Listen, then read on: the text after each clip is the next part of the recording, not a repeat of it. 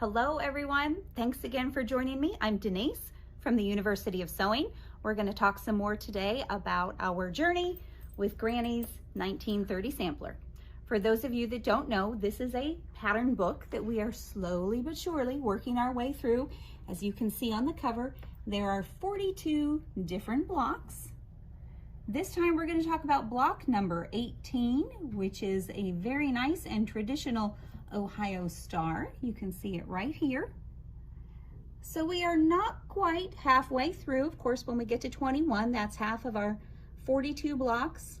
And just to give you a little heads up, there's going to be a little mini celebration when we get to halfway.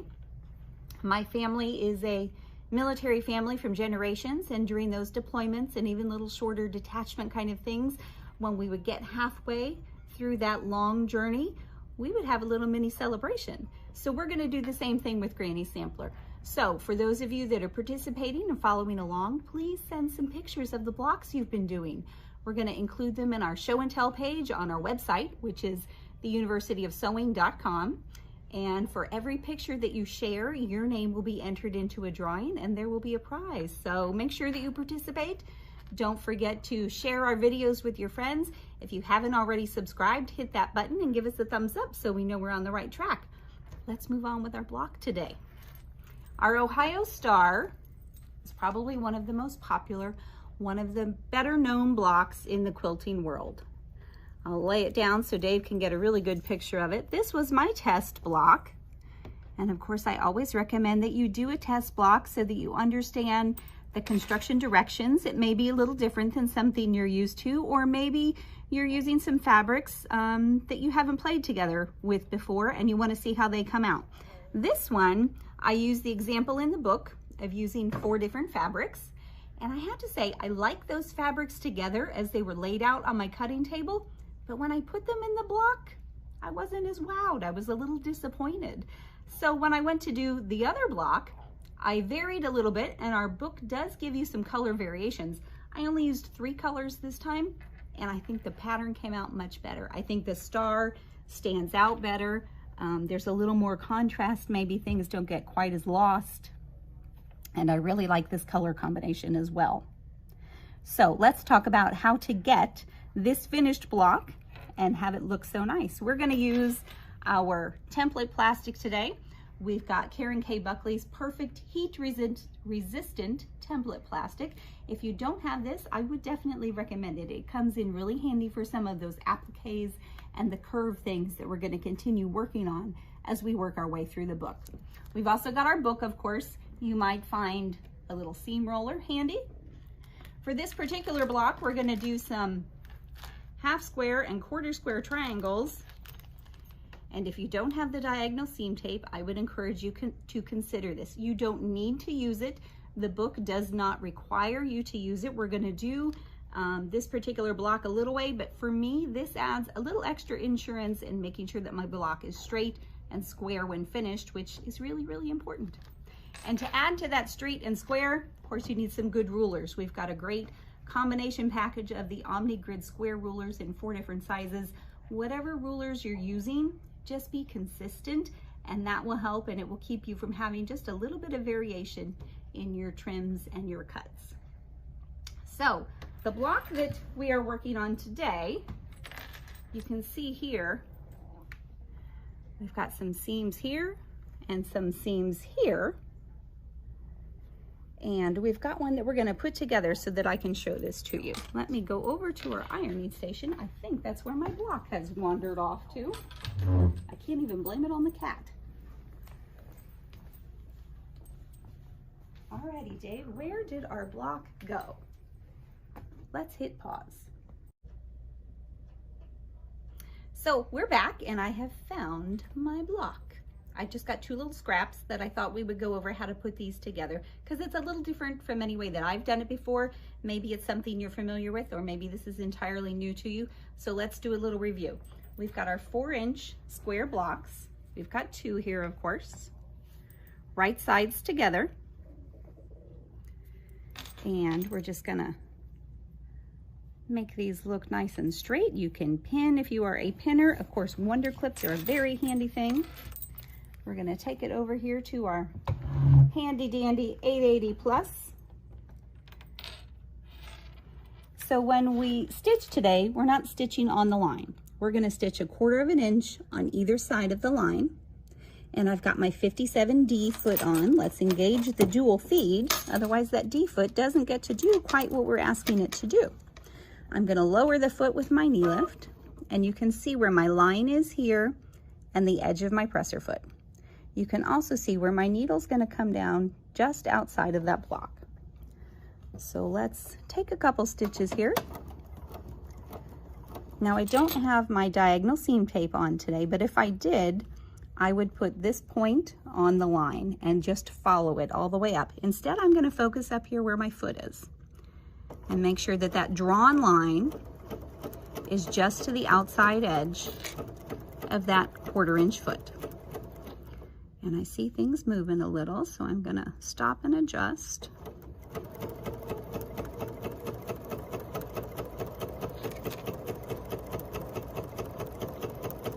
And there we go. I'm going to tap my foot controller. That does a 1/2 stitch on my Bernina machine. I can pull this out and just slide this around. I don't even have to trim those threads, and I can just line up that block and back down, and we're ready to go on the other side. Same thing. My drawn line, which is diagonal on this 4-inch block, stays on the outside of my foot all the way down. And then we're going to trim our threads. Now for this block, the directions do not say to stitch on the other diagonal line. We're going to trim there. So let's go over, we're going to give it a quick press, and we're going to trim, and then we're going to talk about how to put these together. Get my little iron to wake up here. Our handy dandy chi iron. We've talked before how just giving a quick hit with the iron sets those threads. It helps them to shrink together and be a little snug, which makes our seams a little more secure. So now we're going to trim. The directions say to start on the unstitched line. So that's what we're going to do. And you can see, here's the corner of my block, and here's the corner right where that line is. And we're gonna trim that one off. Now we can go ahead and do the same on these.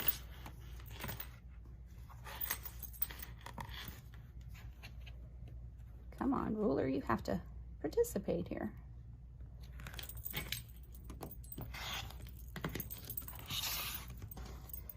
One more here. Make sure that line is there. And you can use just about anything to mark that line. A friction marker is good, but keep in mind if you touch it with the iron, your line is now gone. So that makes it a little bit more challenging. You can use a pencil, just about anything. It's going to be in the seam allowance, so it's really okay. Now we're going to give these a quick press. And these we are going to press. The directions don't give pressing tips, at least on this one. It doesn't say press to the dark side or press open. For these, I am pressing to the dark side, which means the top is up. I'm going to flip this one back. And that should eliminate any of that shadowing in my finished product. And we're going to do all of these the same way. Just a little finger press there. Of course, working with triangles, we do want to be aware that we're not tugging and pulling on things. We don't want to get them out of shape. It's okay to straighten them, but again, don't tug them.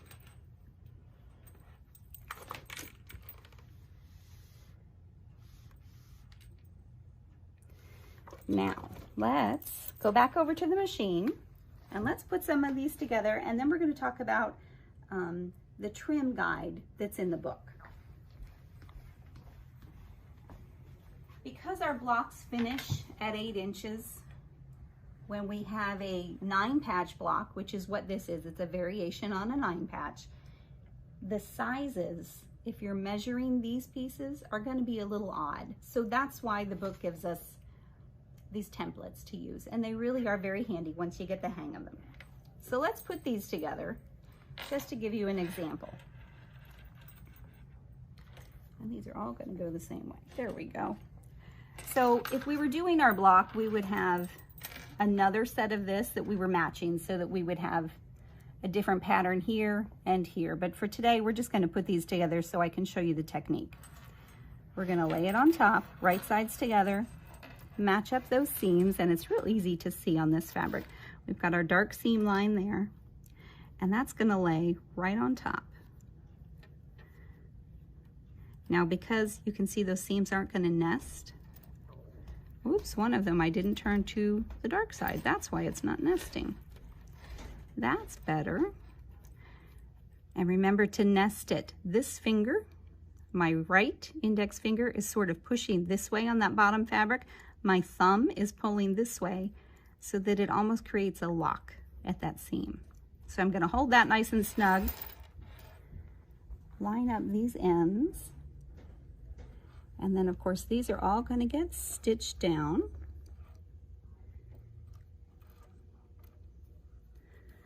Our Berninas are nice. They have a straight stitch plate as an option on many of them. I'm sure other companies do the same, but this is definitely the time to use that. Those pointed ends of the triangles like to get sucked into those bigger holes that do zigzag plates or zigzag stitches and decorative stitches. And that takes all the fun out of it, so let's avoid that part.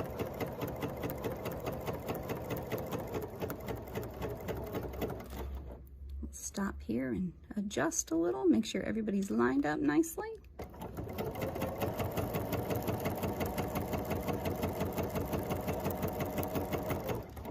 And we'll trim those threads. Last time when we did sort of a mini tutorial on how to do your templates, we talked about what kind of marker to use, and I didn't have the fine point Sharpie marker, the extra fine point that I do like to use, but I made sure to bring one with me today just so that you can see. It's the ultra fine point Sharpie marker. You can get these in probably any office supply store. They work really well on the template plastic. They don't smear.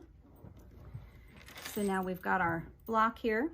We're going to go over and give it a press, and then we're going to talk a little bit about how to trim, since this is not an easy measurement to trim. So we'll use that trim tool and the technique that the book shares with us.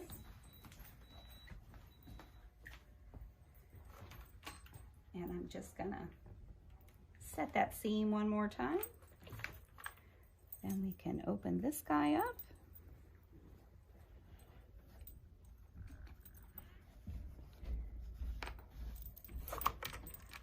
Tuck these in here. I hope you guys are enjoying this project. I am. I am learning so much. And as classic as this Ohio star is, I'm not sure that I've ever made one before. Oh, look, I missed. Let's tuck that seam back over there. One of the great things about a sampler project like this is you get to try so many different blocks and sometimes even techniques. And you'll probably find a few that you go, yeah, I don't think I'll do that one again. Or maybe I won't do it that way again. But without a doubt, you will find many that you do like, or a new technique that you've never tried and go, that makes so much sense. Why didn't I think of that before? Okay, so this guy's all flat. He's beautiful. He's the wrong size. He needs a trim. The pattern book, it's a little hard to tell on here, tells us to make a copy of the trimming tool. And if you can see back here, it says Trimming Guide A. So I have made just a paper copy. This is not the template plastic. And then with just some Scotch tape, I've taped it to my ruler, but it's lined up against this edge and this edge. Now it is a little tricky because obviously you can't see through the paper. But the goal here is to line up the diagonal line on the trim tool, not on the ruler. You can see here, with the diagonal line on our block. and that's going to help us get it square and in the proper shape, the proper size. So you can see where those two come together there. I can scoot that up, and I'm going to scoot it up just far enough so that I can sort of see what's going on down here. You can see the light and the dark and the line on my trim guide, and that looks pretty good. That gives me a little wiggle room on all the sides. So let's just trim this right side and the top.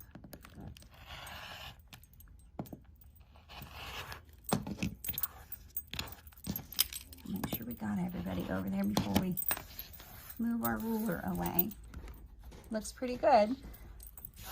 Now, this is the way it was. We're going to turn it 180 degrees. And we're going to do the same thing on this corner. So we're lining up the line on our paper trim tool with the diagonal line. And we can just move our ruler up here just to make sure we're on track. That's looking pretty good. You can see here the paper is lining up nicely with the edge of my block. Adjust just a little, and we're going to trim the right and the top again.